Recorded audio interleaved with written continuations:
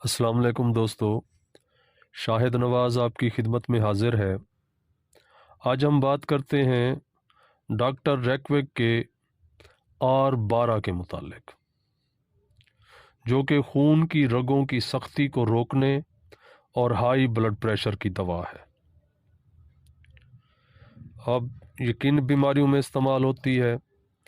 خون کی رگوں کی سختی اور دباؤ کی زیادتی ہو، دماغ کے اندر کی رگوں، دل کی بڑی رگ مطلب شاہ رگ، دل کو خون لے جانے والی چھوٹی رگوں، گردوں کی رگوں کی سختی، بڑھاپے کی تکلیف اور پیٹ کی بیماریاں، حافظہ کی کمزوری، بدن کے مختلف حصوں میں خون اکٹھا ہو جانا، چکر، بھولنے کی بیماری، غشی کے دورے اور گیگا، غوطر، تھائرائیڈ، گلہڑ اور اس کی وجہ سے ہونے والی تکالیف کے لیے بہترین دوائی ہے۔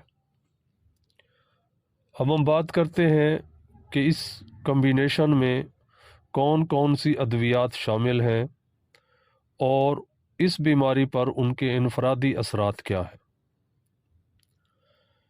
اس میں سب سے پہلی دوائی اورم کلوریٹم ہے۔ طبیعت میں گراوٹ اور ذہنی حالت خراب، سر کی طرف خون زیادہ ہو جانا اور دل کی دھڑکن کا تیز ہو جانا، یہ مسائل ہوں تو اورم کلوریٹم بہترین دوائی ہے۔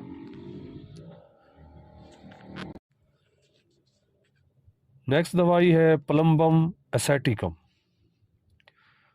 مریض کی رنگت زرد ہو، خون کا دباؤ بڑھا ہوا ہو، دماغی حالت خراب ہو، پاگل پن کی سی کیفیت ہو، گردن میں خون کی رگوں میں سختی آ جائے، سکتہ کی سی علامات ہوں اور کبھی کبھی بے ہوشی کے دورے پڑتے ہوں تو پلمبم اسیٹیکم بہترین دوائی ہے۔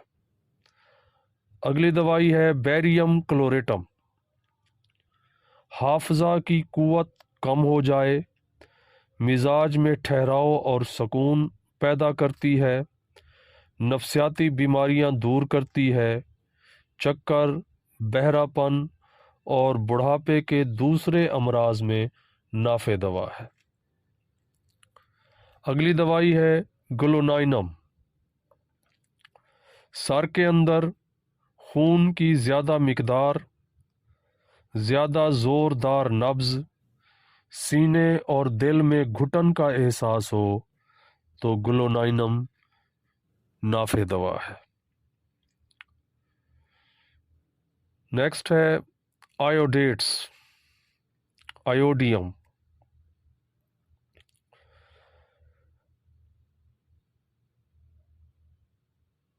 خون کا گاڑھا پن روز بروز زیادہ ہونے لگے، درد کا خاص اثر گلے میں آگے کی طرف ہارمون بنانے والے غدود جسے تھائرائیڈ کہتے ہیں اس پر ہوتا ہے، جسم کے تناؤ میں اضافہ اور خون کی رگوں کی عام سختی ہو تو آیوڈیٹس بہترین دوائی ہے۔ نیکسٹ دوائی ہے کونیم۔ چکر، بھول جانے کا مرض اور دل کی کمزوری پائی جائے تو کونیم میک بہترین دوائی ہے۔ اگلی دوائی ہے آرنیکا۔ غشی کے دورے پڑتے ہوں، رگوں میں تناؤ ہو اور کہیں پر بھی خون کی کلاٹنگ ہو رہی ہو اور اس سے متعلقہ کوئی اور علامات ہوں تو آرنیکا بہترین دوائی ہے۔ نیکسٹ دوائی ہے فاسفورس۔ خاص طور پر اٹھتے وقت جسم میں مختلف مقامات پر خون کی زیادہ مقدار جمع ہو جانا، حافظہ کی کمزوری، نفسیاتی اور ذہنی امراض، دماغ اور اعصاب کی کمزوری اور ان کی حس کا بڑھ جانا، اگر یہ علامات پائی جائیں تو فاسفورس نافع دوا ہے۔ اب ہم بات کرتے ہیں اس کی خوراک اور لینے کے طریقے کے متعلق۔ عام طور پر دن میں 3 مرتبہ 5 قطرے ڈائریکٹ زبان پر ڈالیں، اور اگر شدید حالت ہو تو یہی خوراک 4 سے 6 مرتبہ دیں۔ جب آرام محسوس ہو تو زیادہ عرصے تک دن میں 1 یا 2 خوراک دیں۔ دوا کے استعمال کے دوران نمک سے پرہیز کریں۔